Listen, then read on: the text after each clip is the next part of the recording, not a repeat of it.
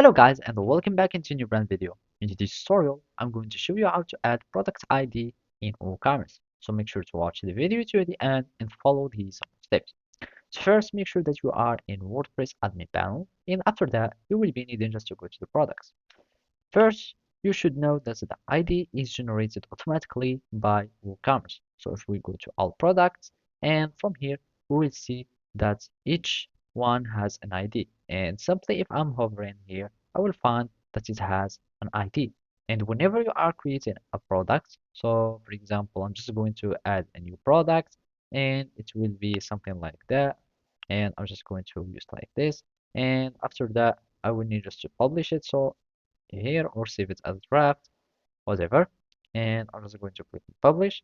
And from here, if we go back to the products, we will see that our new product would have a sequential number for the product's ID or like this.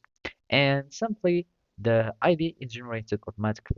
Otherwise, you can have another type of identification to your store is the SKU number. So you can go to the inventory and you can give it an SKU or which is a number tracking for your stock. So here you can stock keep unit and you can start identifying each product or each entity in your stock or in your store. And basically, you might also find some plugins that would give you or the ability of start having some maybe custom IDs, but you should know that you shouldn't mess with the ID since it is the reference to your products in your store. And whenever you are using some plugins or anything, they will start referring to your products using the ID. So it's advisable not to change the ID of your product or messing with it.